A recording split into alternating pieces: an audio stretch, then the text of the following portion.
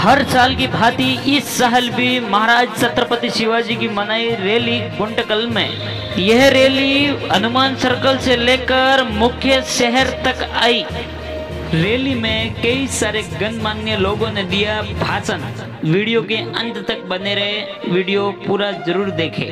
महाराज जयंती संदर्भंगा मन गुंटकल नगरानिकी विच्చేసినటువంటి కాషాయ సింహం హిందూ టైగర్ చికోటి ప్రవీణకు స్వాగతం పలుకుతూ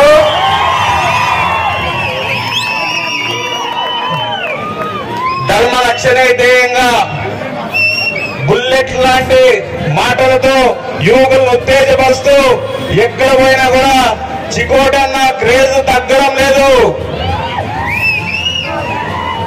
నా బామ్మది ఓవైసీగా కూర్చొని వడాలి బిడ్డ.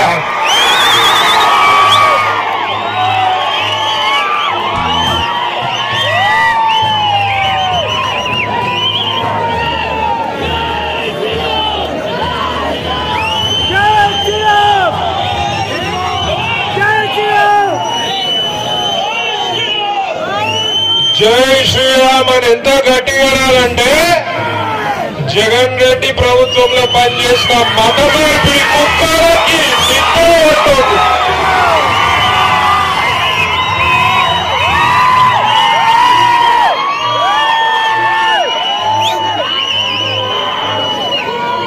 జై శ్రీరామ్, జై భవానీ, జై భవానీ, జై భవానీ. మరి ఇక్కడ ఛత్రపతి శివాజీ మహారాజ్ జయంతి సందర్భంగా విచ్చేసిన నా హిందూ సోదరులందరికీ నమస్కారాలు, శిరస్సు వంచి నమస్కరిస్తున్నా.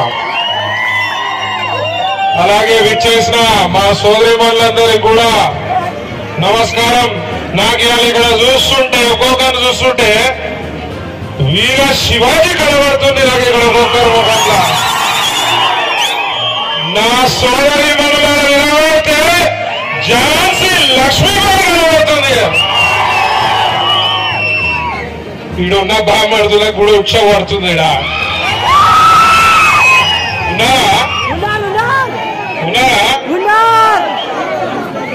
అప్పుడెప్పుడు ఓ పాస్టర్ గారు వచ్చిండ నా దగ్గరికి, దొంగ పాస్టర్ గారు.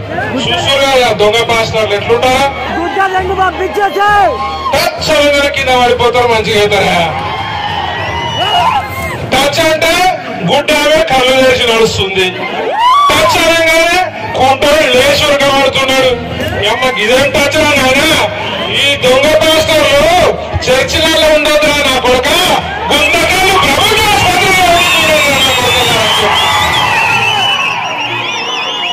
ఆయనంటున్నాడు కదా. గుత్తి అదే గుత్తిలేనా చర్చిలా, గుత్తి చర్చిలో కూడా ఆయన అమ్ముతున్నాడంట. ఈ దొంగ కొడుకుల సంగతి ఒక టీం వేస్తున్నా, ఈ దొంగ పాస్టర్లకి లింగెత్తి కొడతాను కొడుకు అని చెప్పి సందర్భంగా తెలియజేస్తున్నా. ఎవరి మధ్య పెడుతున్నా, ఎవరి మధ్య పెడుతున్నారు మీరు?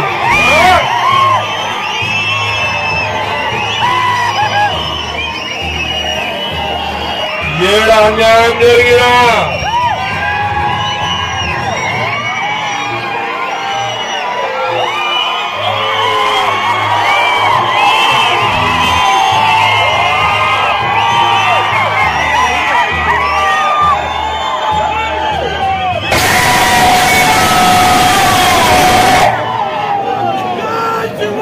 ఆ కొడుకులను నిద్ర పడతా, అది వాళ్ళ మీద ఇట్లా లొల్లి చేస్తుంటే నిద్ర పట్టదు. చీకోటి వస్తున్నట్టనే అందరికి అమ్మ ఏం మాట్లాడతాడా ఏమంటాడా అని భయం. తప్పైతే మాట్లాడతాడు కదా, నిజమే మాట్లాడుతున్నా కదా. ఓ నా కొడుకు వచ్చాడు నాతోటి దొంగ పాస్టర్. ఇలా 90% దొంగ పాస్టర్లే ఉన్నారు. పాస్టర్ గారు వచ్చాడు 2050 వరకు భారతదేశాన్ని మొత్తం క్రిస్టియన్ దేశంగా మారుస్తా అని చెప్తాడు. 2050 నేను చెప్పిన బిడ్డ మా కదిరి నరసింహస్వామి ఆలయంలో ఉన్న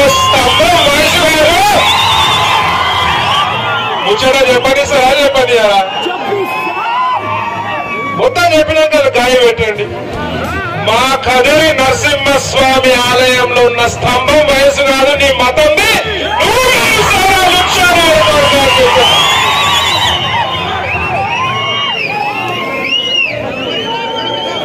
అందుకే వాళ్ళని గోడలు అంటారు. నేను ఇన్ని రోజులు ఏమనుకుంటుంటే జగన్ రెడ్డి ఉన్నాడు వాళ్ళు అనుకుంటుంటే ఈ కొడుకులకి దమాక్ మోకాళ్ళల్లో ఉన్నది కానీ అరికాళ్ళలో ఉన్నదని నేను మొత్తం తెలిసిపోతున్నది. ఇప్పుడు చూస్తుంటే మోకాళ్ళలో లేదు, అరికాళ్ళలో ఉన్నది. ఇలా హిందుత్వాన్ని కాపాడుకోవాల్సిన బాధ్యత ప్రతి ఒక్క సోదరుడిపై ఉన్నది. ఏదో నాకు పాస్టర్ గారు కనబడతాడు. గోసేవ చేద్దాము, గోవులకి పండ్లు కూరగాయలు పెడదామని ఒక గోశాల పోతే కూడా ఒక పాస్టర్ ఉన్నాడు. వాడు ఏమంటాడంటే, అన్న మీరు గోవుని పూజ చేస్తుర్రు, మరి గోవు ఒక జంతువే కదా, మరి కుక్క ఎందుకు పూజ చేయాలి, కుక్క కూడా జంతువే అని అడిగింది. మరి అమ్మ ఇడేంది ఇట్లా అడుగుతాడు. అరే గోవు ముక్కోటి దేవతలున్న ప్రాణిరా, మన దేవత తల్లి పాలు లేని సమయంలో పసికందుకి పాలిచ్చే బాధ్యత గోమాత తీసుకుంది.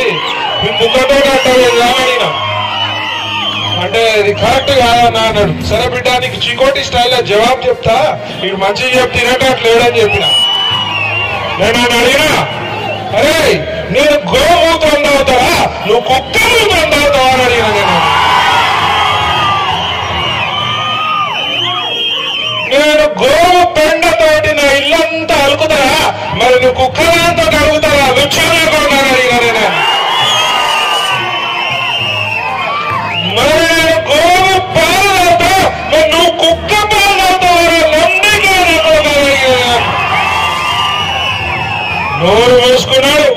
ఇవాళ ప్రతి చోట హిందువులకి హిందుత్వానికి శత్రువులు ఎక్కువైపోయినారు. ఇవాళ ఒక వర్గం రెండు వర్గాలుగా ఈరోజు ఎవరో మనం ర్యాలీ చేసుకుంటూ వచ్చినప్పుడు బస్సులో పోతా ఉంటే వాళ్ళు అనుకుంటానంట కుంభమేళా ఉత్తరప్రదేశ్ లో కదా, కానీ కుంభమేళా జనాలందరూ ఈడ కనపడతాన్నారు ఏంది అని చెప్పి. అది చూసినప్పుడు వాళ్ళకు కూడా అర్థమైంది ఈ రాష్ట్రంలో గొర్రెల ప్రభుత్వం పోయింది, గోమాత ప్రభుత్వం వచ్చింది అని. దేశంలో గోమాత ప్రభుత్వం వచ్చి 10 సంవత్సరాలైంది, కానీ ఆంధ్ర రాష్ట్రంలో గోమాత ప్రభుత్వం వచ్చి ఎన్ని నెలలైంది? 7 నెలలు మాత్రమే అయింది. గొర్రెల ప్రభుత్వంలో అంతర్వేదిలో రథం దగ్ధమైతే ఏం చెప్పినారు? దానికి రీజను ఒక పిచ్చోడు వచ్చి తగలబెట్టినాడని చెప్పి. అదేవిధంగా రామతీర్థంలో విజయనగరంలో రాముడి శిరఛేదనం జరిగితే ఏం చెప్పారు? ఏదో దొంగల పని చెప్పి అని. ఆ దొంగల పని, ఆ పిచ్చోళ్ళ పని, వాళ్ళ బలతం బట్టి ప్రభుత్వం, గోమాత ప్రభుత్వం ఈరోజు ఆంధ్ర రాష్ట్రంలో వచ్చింది. ఇదే నా ముందర అందరూ కూడా మీరు కనిపిస్తాను కూడా అని చెప్తాను. ఈరోజు చికోటి ప్రవీణ్ అని వస్తా ఉంటే చాలా మంది అనుకుంటున్నారట, ఏంది జనాలు చూస్తే ఏమైనా సినిమా హీరో వచ్చినాడా గుర్తకలిగి అని చెప్పి. వచ్చింది సినిమా హీరో కాదు, వచ్చింది చికోటి ప్రవీణ్.